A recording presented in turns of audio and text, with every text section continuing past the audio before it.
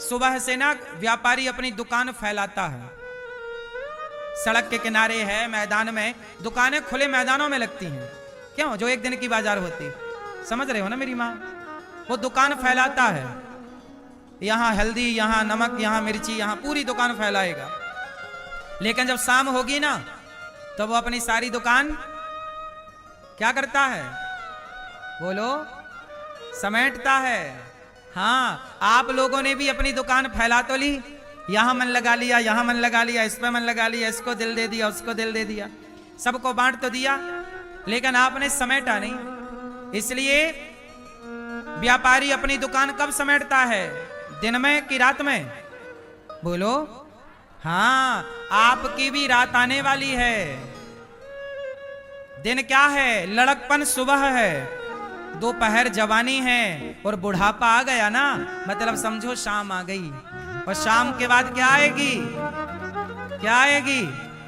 रात आएगी। रात मतलब मृत्यु। तो मौत आए उसके पहले अपनी दुकान समेट लो, सबसे मन हटाओ, ईश्वर में मन लगाओ, वरना दुकान फैली रहेगी तो काम ना होगा। हिसाब किताब कैसे करोगे? तो शाम होते ही, रात होते ही जल्दी दुकान समेट लो। मौत आ गई, समय कम बचा है, सिर पे मौत नाच रही है, अब जल्दी से समेटो। फैलान तो फैला ली, सब में मन लगाया। कहां कहां मन लगा है आपका? मैया, कहां कहां मन लगा है? इसमें मन, बेटे में, बेटी में। जैसे किसी के 4 बेटे हैं तो 4 बेटे हैं और 2 बेटी हैं, या किसी के 2 बेटे 2 बेटी, या 1 बेटा 1 बेटी, तो बेटा में भी मन लगा है और बेटी में भी मन लगा। और बेटा बेटी के जो बच्चे हैं उनमें और मन लगा। दादी बोलती है मेरा पोता मेरे बिना रहता नहीं है। हाँ, मेरा पोता रहता नहीं है मेरे बिना। हाँ, झूठी दादी, इससे बड़ा झूठ क्या होगा? मेरा पोता रहता नहीं है मेरे बिना। फिर तुम मर जाओगी एक दिन तो क्या पोता रहेगा नहीं? बढ़िया रहेगा, बढ़िया खाएगा पिएगा मौज करेगा। ये तुमने गलत फहमी पाल रखी, मेरा पोता रहता नहीं, मेरी पोती नहीं रहती। हाँ, मेरे साथ सोती है मेरी पोती, मेरा पोता मेरे बिना रोता रहता रोता रहता। हाँ। तो तुम बात कर लेना वहां यमराज जी से कि हम ना जाएंगे, देखो हमारा पोता नहीं रहता।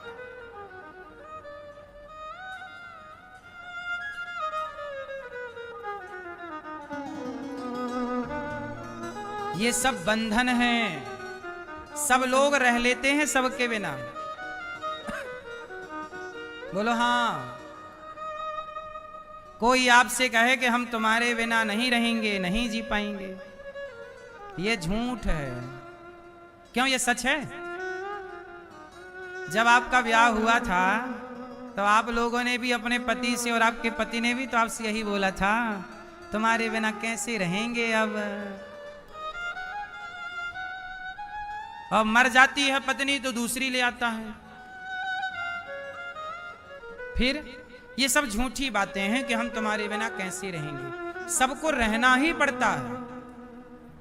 दादी मरेगी, पोते को रहना पड़ेगा। और पोता को क्या दादी है गई, क्या फर्क पड़ता है उससे? वो तो मस्त खा पी के सो रहा है, तुम ही उलझी हो, गति तुम्हारी बिगड़ेगी। इसलिए मेरी माँ, ये उम्र, बाल पक गए, बुढ़ापा आ गया, दुकान समेटने का टाइम है, फैलाने का टाइम। मन भगवान में लगाओ। भरत जी ने मृग में मन लगाया, क्या गति हुई? मृग बन के आना पड़ा। अब मृग बन के जंगल में, उसी जंगल में घूम रहे हैं।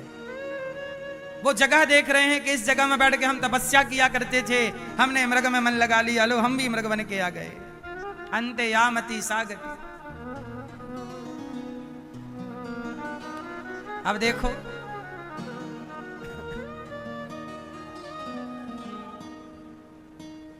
ए भैया,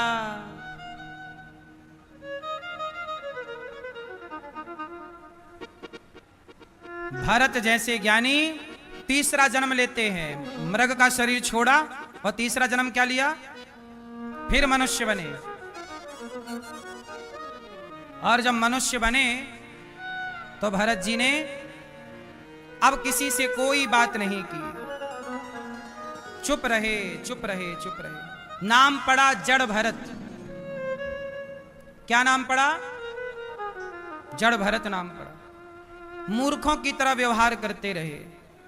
वो समझ गए ना कि ज्यादा बोलेंगे तो फंसेंगे, ज्यादा संसार में फंसे रहेंगे। तब भरत जी ने कोई बात नहीं की। भाइयों ने कहा जाओ खेत में धान बो दी है, चिड़िया उड़ाना। तो भरत जाए, चिड़ियों से बोले राम जी की चिड़िया, राम जी का खेत, खाओ री चिड़िया भर भर पेड़ खाओ।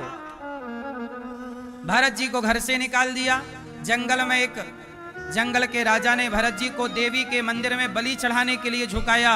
भरत जी झुक गए। भद्रकाली खुद प्रकट होकर उन दुष्टों का दमन करती है, भरत जी की रक्षा होती है। और सिंधु सौवीर देश का एक राजा पालकी पर चढ़ के सत्संग करने जा रहा था। उसका एक कहार बीमार पड़ गया तो भरत जी को अपनी पालकी में लगा लिया। भरत जी राजा रहुगण की पालकी लेकर चले और चींटी कोई आ जाए, कोई जीव आ जाए तो भरत जी छलांग लगाते हैं कि मेरे पांव के नीचे कोई जीव हत्या ना हो जाए। एक बार छलांग मारी तो राजा रहुगण के सिर पे पालकी टकराई। तो राजा रहुगण बोला क्यों रे, कौन उछल कूद कर रहा है? कहारों ने बताया महाराज ये नया नया भर्ती हुआ है बिना इंटरव्यू का, यही उछल कूद कर रहा है। तो उसको बोला कि समझाओ।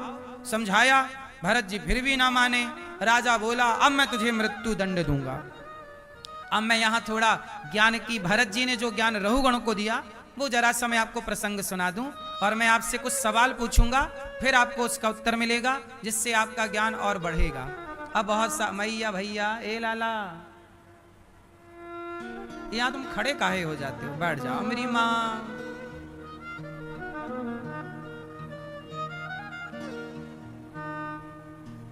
सुनो मैया, ओ पीली मैया, बैठो मेरी माँ। अच्छा ये बताओ आप लोग मरोगे कि नहीं मरोगे? हैं? कौन कौन मरेगा?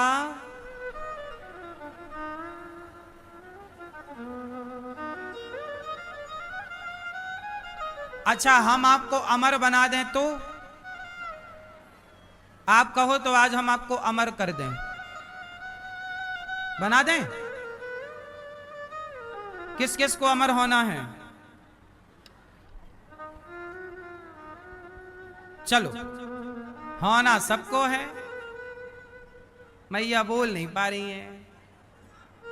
अमर होना है आपको? सुनो आज हम आपको अमर कर रहे हैं। अच्छा आप लोग कह रहे हैं हम मर जाएंगे, ये आप सच बोल रहे हैं कि झूठ बोल रहे हैं? हैं?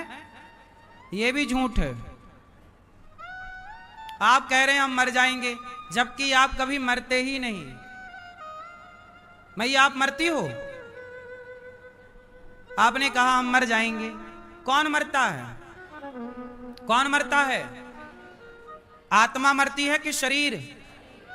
आत्मा मरती है। आत्मा कभी नहीं मरती।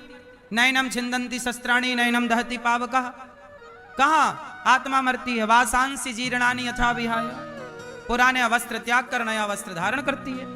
आत्मा नहीं मरती। अब बात करें शरीर की। बताओ शरीर मरता है कि नहीं मरता? बोलो मेरी मां, शरीर मरता है? शरीर बना है 5 चीजों से, पृथ्वी जल वायु अग्नि आकाश। कितनी चीजों से मिलकर बना है? 5। शरीर 5 चीजों से मिला। पृथ्वी से मिला, पृथ्वी से बना ना शरीर, पृथ्वी जल वायु अग्नि। अच्छा जब आप मरते हो आपकी भाषा में तो आपका पृथ्वी तत्व चिता पे जलते हो ना, तो पृथ्वी तत्व पृथ्वी में मिल जाता है, जल जल में मिल गया, अग्नि अग्नि में मिल गई, आकाश आकाश में और वायु वायु में मिल गई। अब बताओ मरा कौन? भाई 5 चीजों से तो बने थे ना आप लोग, वो 5 चीजें 5 में समा गई।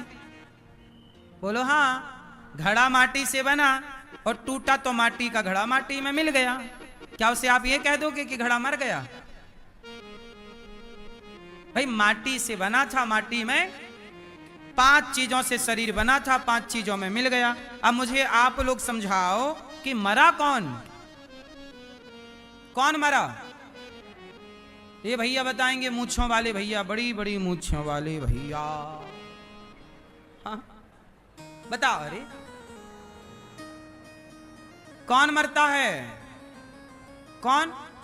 शरीर का बोला तो 5 चीजों से मिलकर बना है, 5 में मिल जाएगा। पृथ्वी तत्व पृथ्वी में, जल जल में। अब मरा कौन? कौन मरा? मैं। एटीट्यूड, अभिमान, घमंड। घमंड भी नहीं मरता। कौन मरा? घमंड दो तरह का होता है। एक तो मैं वाला घमंड, वो तो ठीक है, समाप्त हो गया। लेकिन एक अहंकार होता है जिससे आपको आपका ज्ञान होता है। जैसे आपको पता है ये मेरा हाथ है, यदि आपके भीतर देखो 4 चीजें होती है, मन, बुद्धि, चित्त, अहंकार, जिसे अंतःकरण चतुष्टय कहते हैं। मन, बोलो, मन, बुद्धि, चित्त, अहंकार। जिसके अंदर का अहंकार 2 तरह का होता है, एक बैड अहंकार, एक गुड अहंकार। बैक्टीरिया 2 तरह के होते हैं, गुड बैक्टीरिया और बैड बैक्टीरिया, अच्छे बैक्टीरिया और बुरे बैक्टीरिया। ऐसे अहंकार भी 2 तरह का होता है। अच्छा अहंकार भी होता है। अच्छा, ये अहंकार मैं राम का दास हूं, ये भी अहंकार है। मैं राम का, हाँ, मैं बिहारी जी का दास हूं, ये क्या है? अहंकार। लेकिन ये अहंकार गुड अहंकार है। मैं भारतवासी हूं, ये भी अहंकार है, लेकिन ये गुड अहंकार है। मैं कौन, कहां का हूं? मैं उस देश का वासी हूं जिस देश में गंगा, ये भी अहंकार है, लेकिन ये गुड अहंकार है। अपनी मातृभूमि का अहंकार होना सही है कि मेरी भूमि है ये, मातृ देवो भव, तो अहंकार ये ठीक है। तो मरा कौन? सवाल फिर वही, मरा कौन?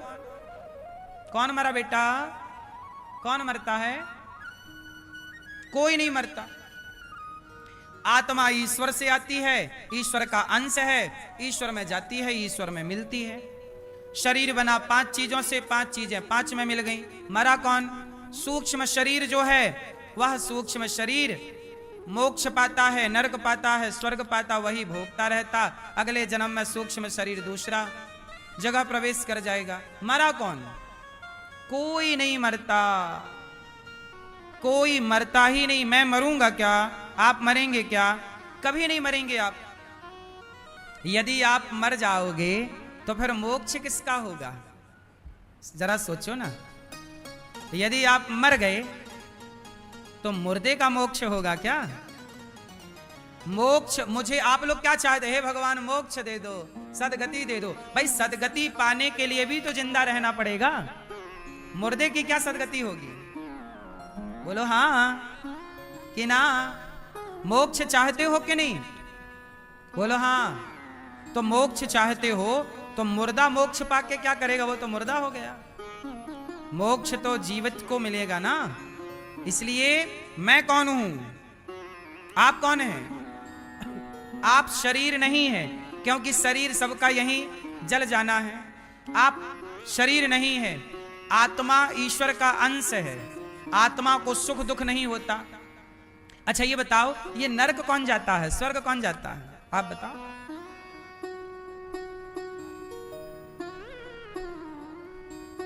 नरक कौन जाता है? हैं? कौन जाता है? कर्म, खराब काम, खराब काम नरक जाता है, स्वर्ग जाता है। स्वर्ग कौन जाएगा? अच्छे काम।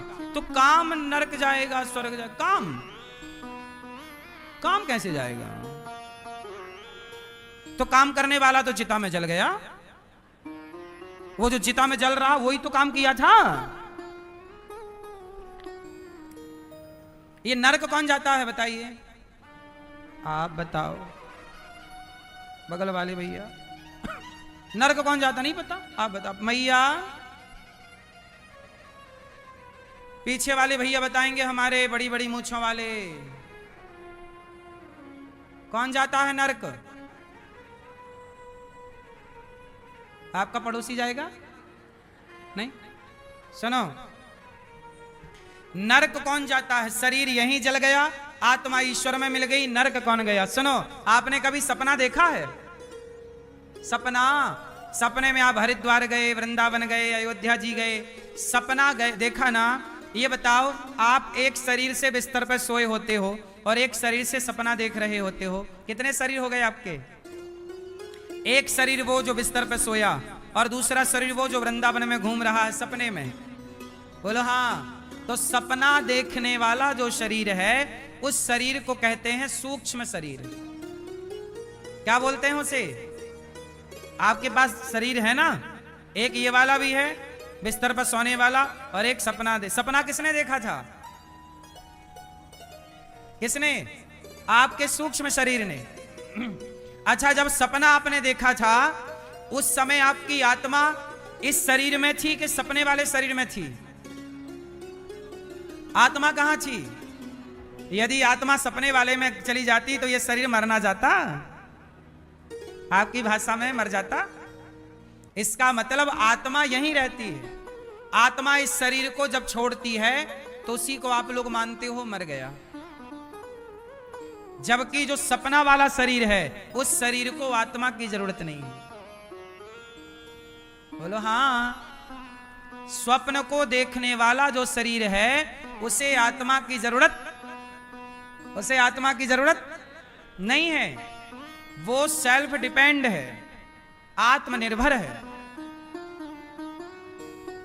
क्योंकि आत्मा एक है, और आप एक शरीर सोया था कमरे के अंदर और एक घूम रहा था वृंदावन में, तो आत्मा तो या उसमें होती तो ये मर जाता, और इसमें है तो वो चल रहा है। इसका मतलब वो सेल्फ डिपेंड है। क्यों? क्योंकि उसमें मन प्रधान है। क्या प्रधान है? सूक्ष्म शरीर बनता है 4 चीजों से: मन, बुद्धि, चित्त, अहंकार। जब आप सपना देखते हो तो वो मन में सोची गई बातें सपने में दिखती हैं। अक्सर सपने में क्या दिखता है? जो आप सोच के सोते हैं, सोचा हुआ ही सपने में आता है। मतलब सपना देखने वाला कौन है? मन। बोलो हाँ। सपना देखने वाला कौन है? और उस मन का सपोर्ट कर रही थी उस समय बुद्धि, और बुद्धि का सपोर्ट कर रहा था चित्त, और चित्त का सपोर्ट कर रहा था अहंकार। मतलब इन चारों की मिली भगत से सपना देखा जाता है। और यही चारों, इसे कहते हैं सूक्ष्म शरीर। यही सूक्ष्म शरीर जब यमदूत पकड़ते हैं तो सूक्ष्म शरीर खींच लेते हैं। तो सूक्ष्म शरीर जब निकाले तो आत्मा भी उस सूक्ष्म शरीर में प्रवेश कर जाती है, और ये शरीर यहीं रह जाता है। यमदूत उस शरीर को ले जाके यमराज के सामने पेश करते हैं कि इस जीवात्मा ने इतना पाप किया, इतना पुण्य किया। जो आपने पाप किया वो पाप का दंड नरक में मिलेगा, जो पुण्य किया उसके फल भोगने स्वर्ग में जाओगे। और ये आपके पाप पुण्य वहां अलग अलग होते हैं कि आपके माना कि 5 किलो पाप निकले और 1-2 किलो पुण्य निकले। आपके कितने पुण्य निकलेंगे भैया? आपके कितने पुण्य निकलेंगे? पाप ज्यादा निकलेंगे कि पुण्य? मैया आपके ज्यादा क्या निकलेंगे, पाप की पुण्य? पाप। काहे करती हो इतना पाप? ओ भैया पीछे वाले, क्या निकलेगा ज्यादा, पाप की पुण्य? अब देखो, ये तो आप खूब अच्छे से जान रहे हो सब लोग कि आप पापी हो कि पुण्यात्मा। ये तो अपने को ही बताओ कि आप क्या हो। पाप निकलेंगे तो पाप का फल भोगने 84 लाख योनियों में कुत्ता बनो, बिल्ली बनो, चमगादड़ बनो, हाथी बनो, शेर बनो, कुत्ता बनो। यही सब 84 लाख योनियां ही नरक है, यही भोगना पड़ता है आके। जो मच्छर है, नाली का कीड़ा देखा कि नहीं मैया? नाली का कीड़ा देखा? तो आप नाली का कीड़ा देखती रहती हो? हाँ? नहीं, आप कह रही ना हमें देखा तो बैठी देखती रहती हो क्या? अच्छा, उसी के पास रहती हो? लियो, मतलब वो आपका पड़ोसी है। सही है, सही है, सही है। सुनो, तो नाली का कीड़ा जो है ना, वो कभी मनुष्य ही था। बुरे काम किया तो नाली का कीड़ा बन गया। हम भी बुरे काम करेंगे तो नाली का कीड़ा बनना पड़ सकता है, कुत्ता बनना पड़ सकता है। इसलिए कहता हूं, बुरे काम से बचो। बुरे काम करोगे तो 84 लाख योनियों में जाओगे। इसलिए आपके कर्मों से आपने जो किया है वही आपको मिलना है, और कुछ ना मिलेगा। जो यहां बोया है वही काटने को मिलेगा। बुरा किया तो बुरा पाओगे, भला किया। इसलिए कहता हूं, अच्छा करो। किसी को एक थप्पड़ मारा होगा ना, तो आपको भी कोई एक थप्पड़ मारेगा जरूर। आपने किसी के बेटे को मारा होगा तो आपके बेटे को कोई मारेगा, आपने किसी की पत्नी को मारा होगा तो आपकी पत्नी को कोई मारेगा। आप किसी स्त्री का घर बिगाड़ोगी कि तेरे पति पे हम डोरे डाल लें, तो तुम्हारा भी कोई घर बिगाड़ देगा, है ना। तुम किसी स्त्री का घर बिगाड़ोगे तो तुम्हारा भी कोई घर बिगाड़ेगा, क्योंकि ये देखो प्रकृति का नियम है। एक साधु थे, एक गांव में गए, एक संत जी एक गांव में गए, तो गांव वालों ने हाथ जोड़ा, कहा महाराज हमारा गांव बचा लो, हमारा गांव बड़ा संकट में है। तो संत ने बोला कौन सा संकट आपके गांव में आ गया? बोले हमारे गांव में एक वैश्या आ गई है और वो वैश्या गांव के बच्चों को बिगाड़ रही है। तो संत जी ने कहा ठीक है मैं उस वैश्या को ठीक करता हूं। तो संत जी ने उस वैश्या के घर के सामने अपनी घास की कुटिया बना ली और साधु जी राम राम कृष्ण कृष्ण राम राम कृष्ण कृष्ण जपने लगे, सीताराम राधे श्याम। अब वो वैश्या, उसके जो ग्राहक आए, उसके जो लोग आए, वो बड़े डिस्टर्ब होने लगे बाबा जी के कीर्तन से। तो एक दिन वैश्या ने अपने यार से कहा कि बाबा की कुटिया जला दो। तो वैश्या के यार तो यार हैं, गए और बाबा की कुटिया में माचिस मार दी, बाबा की कुटिया जल गई। लेकिन जली तो भगवान ने हवा चलाई, पर हवा चली तो आग है, उड़ उड़ के उस वैश्या के घर में भी चली गई। उसका भी घर लकड़ी का था, उसके घर में भी आग लग गई, उसका भी घर जलने लगा। वैश्या दौड़ी दौड़ी आई, बाबा आपने मेरा घर जला दिया। संत ने कहा देख ऐसा नहीं है, तेरे यार ने मेरा घर जलाया तो मेरे यार ने तेरा घर जला दिया। आप किसी का घर जलाओगे, आप किसी का घर बिगाड़ोगे, आप किसी की पत्नी को बिगाड़ोगे, किसी के पति को बिगाड़ोगे, किसी का बसा बसाया घर बिगाड़ोगे तो तुम्हारा भी बिगड़ेगा।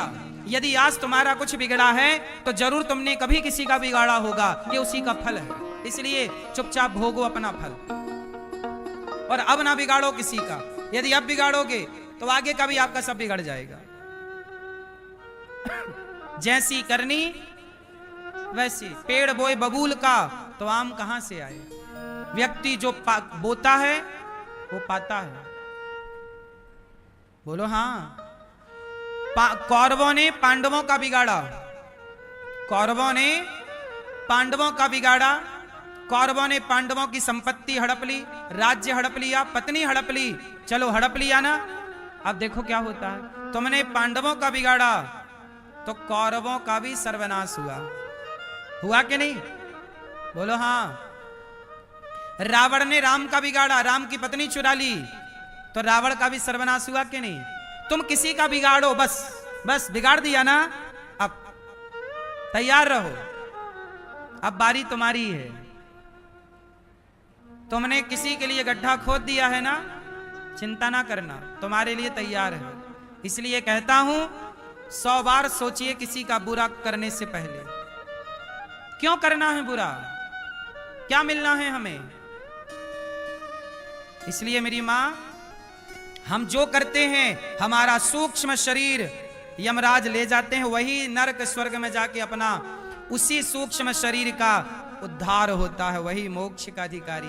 अगला जन्म बनेगा, जैसे आपको कुत्ता बनाया गया तो जो आपका सूक्ष्म शरीर था वही सूक्ष्म शरीर कुत्ते के शरीर में डाला जाएगा। इसलिए कुत्ते का शरीर तो कुत्ते का है, पर जो उसमें सूक्ष्म शरीर है वो आपका है। अनिरुद्धाचार्य के अंदर भी एक सूक्ष्म शरीर है, आपके अंदर भी सूक्ष्म शरीर है। हर योनि में आपके शरीर बदलेंगे, स्थूल शरीर बदलेंगे, पर सूक्ष्म शरीर वही रहेगा। और वही शरीर 84 लाख योनियां भोगता है। इसलिए कहते हैं उस सूक्ष्म शरीर का कल्याण करने के लिए मन को भगवान में लगा। इसलिए कहते हैं शरीर को भगवान में ना लगाओ, मन को भगवान में लगाओ, क्योंकि मन का ही उद्धार होता है, मन की ही दुर्गति होती है। वो सूक्ष्म शरीर जो था, सपना जो देख रहा था, वो कौन था? कौन था? सूक्ष्म शरीर था, मन था। इसलिए कहते हैं माया मरी ना मन मरा, मर मर गया शरीर, आशा तृष्णा ना मरी, कह गए दास कवि। इसलिए अपने मन को निष्काम करो, कोई कामना, जिसका मन निष्काम है, भगवान में लगा, उसका मन पवित्र होकर वह मोक्ष का अधिकारी हो जाएगा, ईश्वर तक पहुंचे। वरना भटकता रहेगा 84 लाख योनियों में। अब आपके पास दोनों ऑप्शन है, या तो भटकते रहो 84 लाख में गलत काम करके, या फिर सही काम करके अपना कल्याण कर लो। दोनों ऑप्शन आपके पास है, क्या करना है आप चुनिए अपने लिए। जो चुनेंगे वो आपकी संपत्ति होगी, वो आपका होगा। मैं जो करूंगा वो मुझे मिलना है, आप जो करेंगे वो आपको मिलना है। किसी का कोई बांट नहीं सकता। मेरा आप नहीं ले सकते कर्म, और आपका कर्म मैं नहीं। बाप अपना कर्म बेटे को नहीं दे सकता। बाप अपनी दौलत बांटेगा, पर बाप अपना पाप पुण्य नहीं बांट सकता। माँ अपनी संपत्ति बांट देगी, पर माँ अपना पाप पुण्य नहीं बांट सकती। सबको अपना अपना भोगना पड़ता है। बोलो हाँ कि ना।